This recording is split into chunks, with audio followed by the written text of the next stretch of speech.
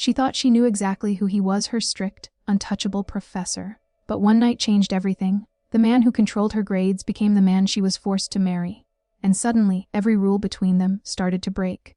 Before the marriage, before the shared roof, before tension learned how to breathe between them, they existed in a space that was clean, defined, and unquestioned. Professor and student, authority and discipline, structure and response. It had been simple in the way only distant things can be.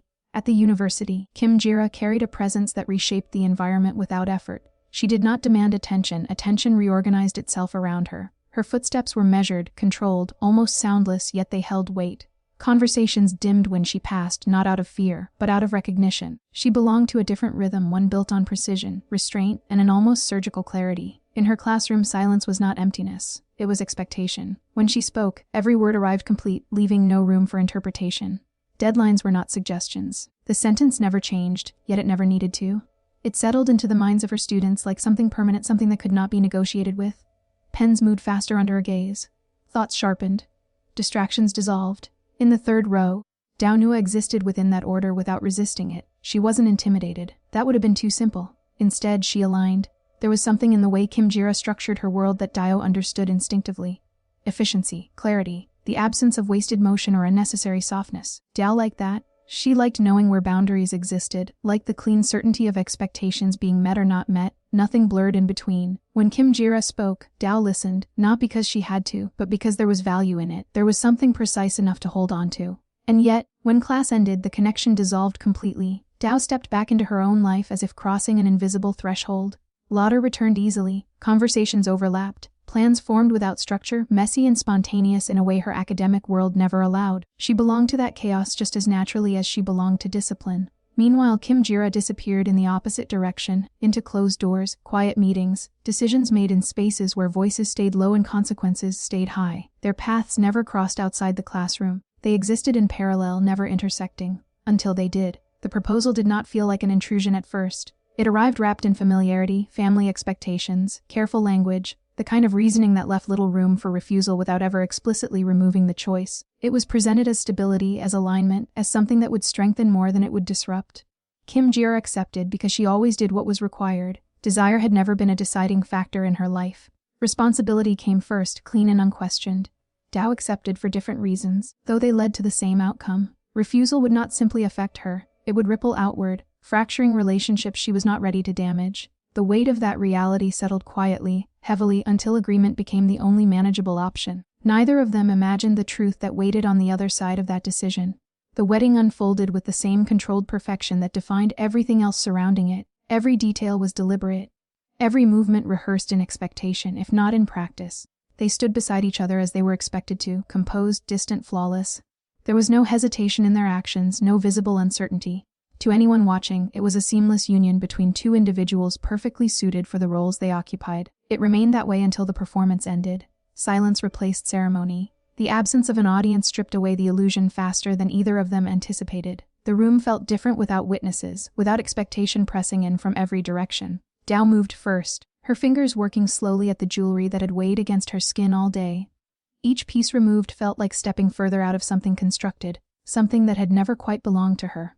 The quiet stretched unbroken, until instinct finally drew her gaze upward, and everything stopped. Across the room, Kim Jira stood with the same composed posture she carried everywhere else, but the context had shifted too far for that composure to hold meaning. The familiarity struck hard, immediate, undeniable. Recognition did not unfold gently, it collided. For a moment, neither of them spoke. The realization moved through the space between them like pressure, tightening rather than exploding. Words felt insufficient, almost unnecessary. The truth had already settled into place. Kim Jira was the first to recover, though recovery did not mean ease. It meant control reasserting itself layer by layer until her expression returned to something neutral, something contained. Her voice followed, steady but edged with tension that refused to fully disappear. The arrangement, she explained, had been finalized without academic disclosure. Dao let out a quiet breath that didn't quite become a laugh. The disbelief lingered, but it carried something else with it, relief, brief and fragile. Neither of them had chosen this with full knowledge. Neither of them had crossed that line intentionally. That understanding passed between them quickly, almost silently. What followed was heavier, because intent did not erase consequence. This was no longer just an unexpected connection. It was a complication layered with implications neither of them could ignore. Power imbalance, professional ethics, reputation. The kind of situation that did not tolerate mistakes. Kim Jira straightened slightly, as if aligning herself with something internal. Structure returned first, it always did.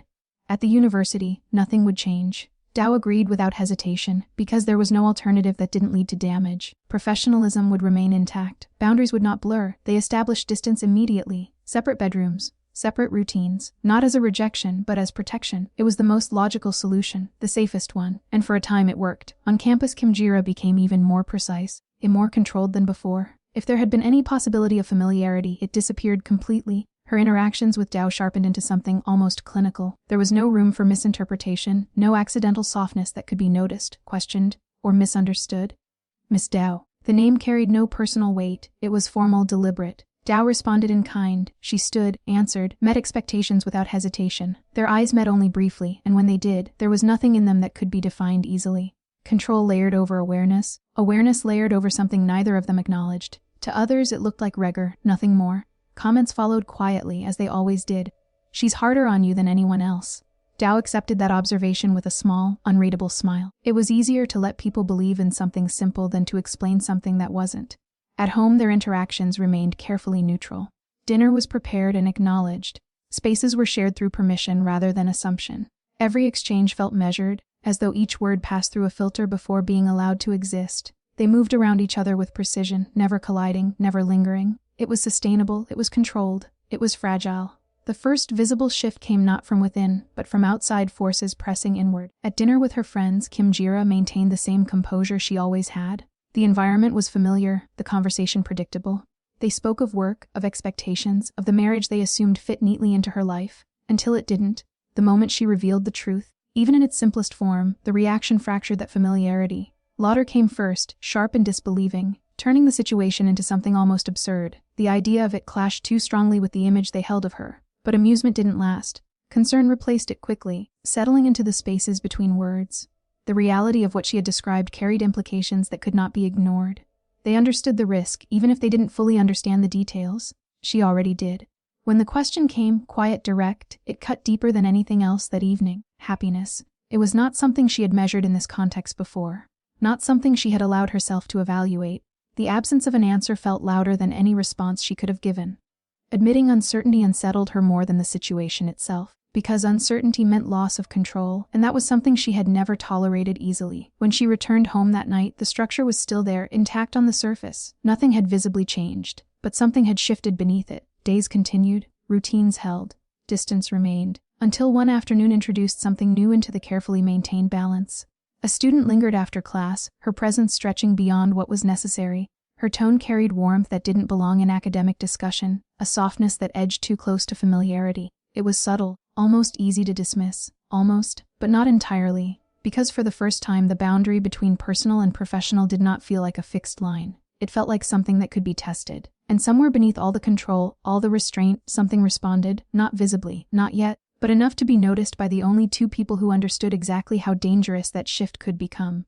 Dao watched from her seat, her hands moving slowly over the zipper of her bag, opening and closing it without purpose, as if the repetition itself could anchor her attention somewhere safe. Her posture remained relaxed, her expression neutral, perfectly aligned with the role of a student waiting for class to end. Nothing about her suggested distraction, yet her focus had shifted entirely.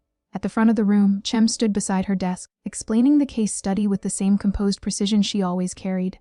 Her voice was even controlled, each sentence stripped of excess, leaving only what was necessary to understand the material. There was no softness in her tone, no encouragement for familiarity, no space offered for anything beyond academics. It was the same distance she maintained with every student, the same boundary that defined her authority. And yet, the student standing near her did not step back. She leaned in slightly, her body angled closer than required, her attention lingering in a way that extended beyond confusion about coursework. Her voice carried a lightness that didn't belong to academic uncertainty, a subtle warmth that pushed against the professional distance Chem maintained so carefully. Chem did not respond to it. She remained steady, her explanation continuing without interruption, her posture unchanged. If she noticed the shift, she gave no sign of it. Dao noticed. The awareness came quietly, almost imperceptibly at first, settling somewhere beneath her ribs before she could fully register it. It wasn't sharp enough to be called jealousy, not yet, and not something she would have accepted even if it had been. It was something more uncertain, something forming without permission. A tightening, faint but undeniable, as her attention fixed on the space between them, the closeness, the tone. The way the moment stretched longer than it should have. She told herself it meant nothing. It should have meant nothing. But her fingers stilled on her bag, her movements slowing as the feeling lingered instead of fading. When the class ended, she left without looking back. The walk home felt normal on the surface. The same streets, the same rhythm of passing people and familiar turns, the same casual exchanges with friends that filled the space with noise and distraction. She spoke when expected, nodded at the right moments, allowed herself to be carried along by routine. But something remained. It followed her into the quiet of the house, settling into the spaces that used to feel uncomplicated. When Chem entered later, the shift became sharper, more defined, as if presence alone was enough to bring it back into focus. Dao spoke first, her tone controlled. Carefully neutral, she mentioned the delay, the extended time after class, as if it were an observation without weight. Chem looked up from her laptop, her attention shifting immediately, though her expression remained composed. The explanation came without hesitation, academic doubt, a student needing clarification. Her voice held the same calm certainty it always did, leaving no visible gap for interpretation. It was a reasonable answer. It should have been enough. Dao nodded slightly as if accepting it fully, but the silence that followed stretched just a little too long. It wasn't uncomfortable, not overtly, but it carried something beneath it, something unspoken that neither of them addressed directly. Then Chem added something of her own. She noted that Dao had left early, that she had seemed occupied, her tone still even but quieter now, more deliberate. The observation was small, almost insignificant, yet it shifted the balance of the conversation.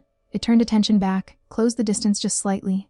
Their eyes met for a brief moment. The space between them felt different, not structured, not clearly defined.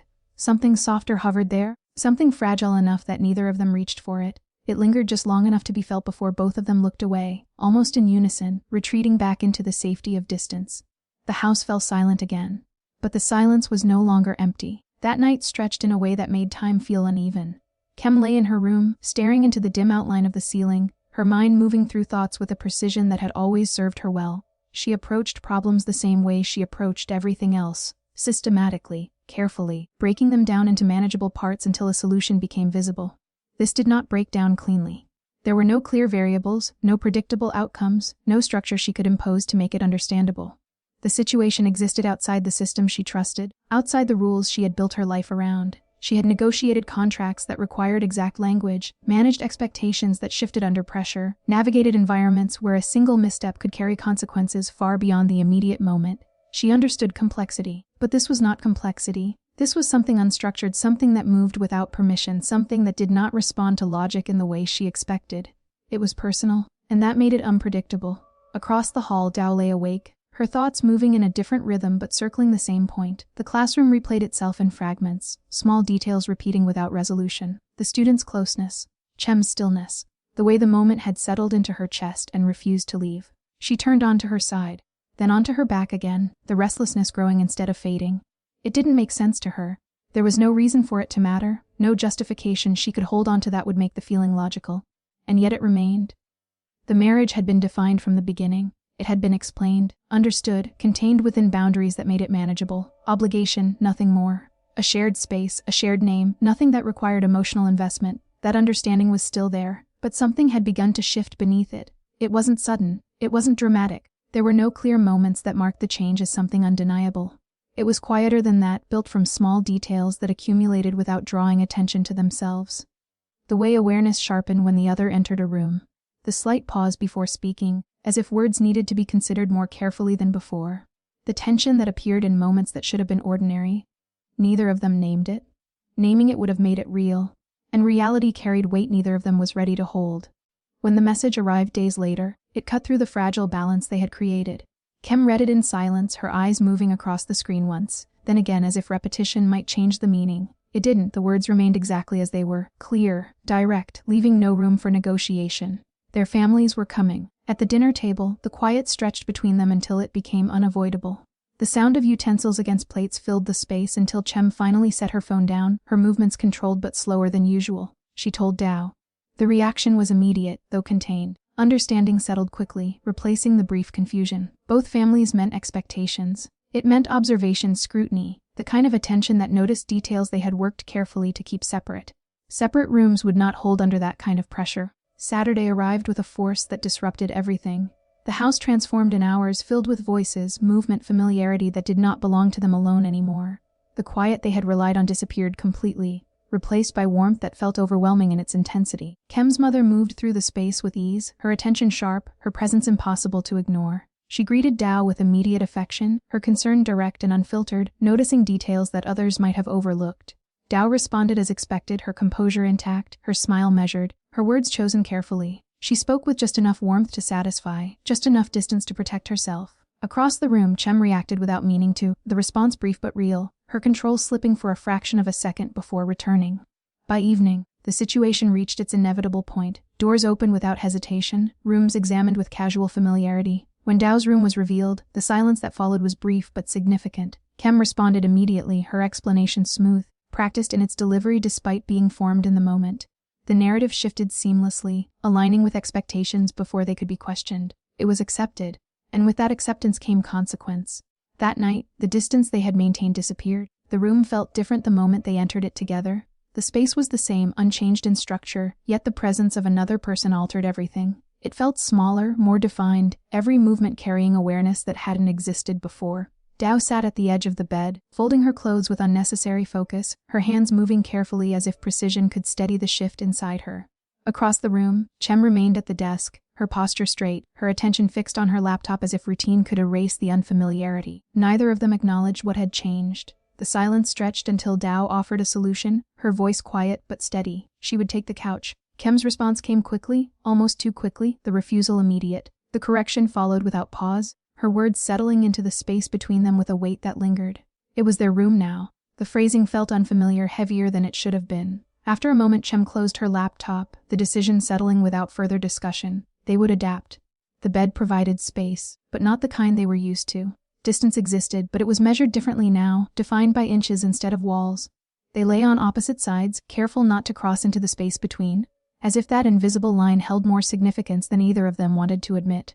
In the darkness, everything became more noticeable. The quiet shifts of movement, the subtle changes in breathing, the faint glow of a screen illuminating the space briefly before fading again. Dao remained still, aware in a way she had never been before, every small detail amplified by proximity. Sleep came slowly, uneven and incomplete. Morning arrived before either of them felt ready for it. Chem was already awake, already composed, her routine intact despite everything else. She spoke as she normally would, reminding Dao of her schedule, her tone steady, giving nothing away. Dao moved more slowly, the weight of the previous night still present in the way she carried herself. She mentioned taking the bus, holding on to the familiarity of habit. Chem refused. The explanation was simple. Her mother was watching. The drive to campus unfolded in silence, the space inside the car carrying a quiet tension that neither of them addressed. Outside, the world moved normally, students walking, conversations blending into the background, life continuing without disruption. Inside, awareness remained sharp. As they approached the university, Dao felt it settle over her completely, the visibility, the implication, the risk of being seen in a way that could not be explained away easily. Before the car could move further, she spoke, her voice controlled but firm. Chem pulled over without hesitation. The distance Dao created in that moment felt necessary, a small act of control in a situation that had begun to slip beyond it. Yet even as she stepped out, something remained unresolved, lingering in the space they had just shared, quiet but impossible to ignore. Dao's fingers curled around the door handle, the cool surface grounding her for a brief second before movement followed. The pause was subtle, almost invisible to anyone watching, but inside it stretched longer than it should have. Something about stepping out of the car felt different now, heavier with awareness than it had been even moments before. She turned slightly, her voice softer than usual, the words of gratitude leaving her lips with a quiet sincerity she hadn't intended to reveal. Chem acknowledged it with a small, controlled nod, her expression already settling back into the familiar neutrality she wore so effortlessly. Her response came in the form of routine, a reminder about class, about time, about expectations. It was a return to structure, to something safe and recognizable, as if the space inside the car had not briefly shifted into something else entirely. Dao stepped out, careful with the door, careful with the sound, careful with everything in a way she hadn't been before. The moment the door closed, the connection felt severed, replaced by distance so immediate it was almost disorienting. The car moved away without hesitation, merging into the road as if nothing had happened, as if the quiet exchange they had just shared carried no weight beyond the practical. But the world outside had already begun to notice. Near the university gate, her friend stood frozen, her expression caught between shock and realization. The recognition was too sharp, too immediate to be ignored. Dao felt it before a word was spoken, the shift, the attention, the sudden collapse of the careful separation she had been maintaining. The explanation she tried to give came out thinner than she expected, lacking the strength to hold against the reality that had already been seen. Her friend's disbelief filled the gaps instantly, pressing forward with a certainty that demanded truth rather than deflection. There was no simple version of the truth. The cafe across the street offered refuge, or at least the illusion of it. Inside, the noise wrapped around them, voices overlapping, cups clinking, the rhythm of ordinary life continuing without pause. It created a kind of privacy, a space where something complicated could be spoken without echoing too loudly.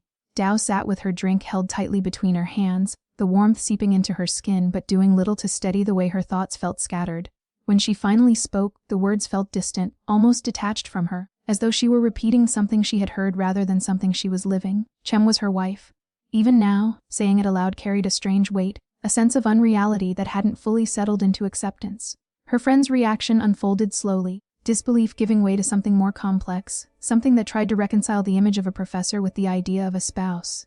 Dao explained as best as she could, though the explanation felt incomplete even as she gave it. It had been arranged. It had not been planned. It had not been something she had chosen freely. Each sentence felt like it only scratched the surface of something far more complicated. The questions that followed didn't feel like questions as much as attempts to understand something that resisted understanding. Living together. Sharing space. Being driven to campus by someone who stood at the front of a lecture hall. Dao answered quietly, her voice losing some of its steadiness with each response. She tried to simplify it, to make it sound manageable, to contain it within something that made sense. It only happened when her mother was watching. The explanation lingered between them. It was true, technically, but it didn't sit right anymore. There had been no resistance in Chem's voice that morning, no reluctance hidden beneath the surface, only carefulness, only control. That difference stayed with her longer than the conversation itself. Across campus, in the quiet isolation of the parking lot, Chem remained seated in her car for a moment longer than necessary. The engine was off, the silence inside the vehicle settling around her in a way that felt unusually noticeable. Her hands rested loosely on the steering wheel, but her thoughts had already moved elsewhere. The act of dropping Dao at the gate replayed in her mind, not as a significant event, but as something strangely ordinary. The familiarity of it unsettled her. It resembled something she had never allowed herself to consider, a routine shared between two people connected in a way that extended beyond obligation. It felt domestic. The word settled uncomfortably, carrying implications she wasn't ready to examine. It suggested a kind of closeness, a kind of integration into daily life that blurred the boundaries she had worked so carefully to maintain. She exhaled slowly, pushing the thought aside before it could take root. She stepped out of the car, straightened her posture, and by the time she reached the lecture hall, the version of herself the university recognized had fully returned, controlled, composed, untouchable. By evening, the house had filled again with movement and sound. Voices carried easily from room to room, overlapping conversations creating a constant background that left little space for silence. It was warm, familiar, almost overwhelming in its fullness. Dao moved through it quietly, her presence softer, more contained. When she entered the kitchen, she stopped without meaning to. Chem stood at the counter, her focus directed towards something small and deliberate. A container sat open in front of her, and she moved with quiet efficiency, placing food inside with the same precision she applied to everything else. The moment felt ordinary at first. Then Chem spoke. She mentioned that Dao had skipped lunch the day before, her tone even, as if it were a simple observation, something noted in passing. Dao blinked, caught off guard by the detail. It was such a small thing, something she hadn't considered worth remembering, let alone mentioning. The fact that Chem had noticed it, had retained it, had acted on it without saying anything before, it settled into her thoughts with a quiet weight. Chem closed the container, sealing it neatly before placing it on the table. It was for the next day. The gesture was simple, practical, easy to dismiss. But it didn't feel like duty. It felt intentional. Dao found herself staring at it longer than she should have, the meaning unfolding slowly, quietly, in a way that didn't demand attention but held it anyway. That night, the room they shared felt different again. Not unfamiliar, not exactly, but changed in a way that was difficult to define. The space had begun to adapt to their presence, or perhaps they had begun to adapt to it. The initial discomfort had softened, replaced by something more neutral, something that no longer demanded constant awareness. Chem worked at her desk, the steady rhythm of typing filling the room. Dao lay on the bed, her attention shifting between her phone and the quiet presence across from her. The silence between them stretched, but it no longer felt entirely empty. Sometimes it settled easily, almost naturally. Other times it carried a weight that neither of them addressed. That night the weight leaned heavier. Dao glanced toward the desk, her gaze lingering longer than usual. Chem's posture had shifted, the tension in her shoulders more pronounced, the signs of fatigue clearer now that Dao knew to look for them. She spoke without fully thinking it through, the words coming from a place that felt instinctive rather than deliberate. She told her to sleep. Chem responded automatically, the promise given without conviction, her focus remaining on the screen. Time passed. The repetition of keys against the keyboard slowed, uneven now, breaking the steady rhythm that had filled the room. When Dao pointed out how long it had been, there was no response. The silence that followed felt different. A few minutes later, the typing stopped completely. Dao looked up. Chem had leaned back in her chair, her head tilted slightly, her eyes closed. Sleep had come without permission, overtaking the structure she had been holding on to. Dao remained still for a moment, watching. Then she moved. Her steps were quiet, deliberate as she crossed the room. She placed a glass of water near the bed, the action simple, almost automatic. Then she reached for the blanket, lifting it carefully before draping it over Chem's shoulders, adjusting it just enough to keep it from slipping. Chem stirred faintly, the movement small, her breathing shifting slightly, but she didn't wake. Dao stepped back, returning to her side of the room, her movements slower now, more thoughtful. When she lay down, the feeling in her chest lingered. It wasn't overwhelming, it didn't demand to be named, but it was there. Warm, quiet, steady. Concern had come first. It had slipped into place without announcement, without permission, settling into the space between them before either of them had realized what it was. Outside the room, everything appeared exactly as it should. Their families moved through the house with ease, satisfied by what they saw, reassured by the illusion of harmony. Conversations flowed, laughter filled the spaces, and nothing about the surface suggested anything unusual. Inside the room, something else was unfolding. Two people who had once existed in completely separate worlds were beginning to learn each other in ways that didn't require words. The patterns of behavior that revealed more than conversation ever could. The habits that surfaced only in shared space. The quiet details that slowly built familiarity. Chem worked past exhaustion as if it were expected. Dao stayed awake longer than she ever admitted. And between them, small gestures began to appear. Unspoken, unplanned, unavoidable. Nothing dramatic marked the change. No moment stood out as the beginning of something undeniable. But something was forming. Something subtle, something steady, something that moved beneath the surface of obligation and structure. And without realizing it, the distance they had once depended on had already begun to feel less like safety and more like something they might not want to return to.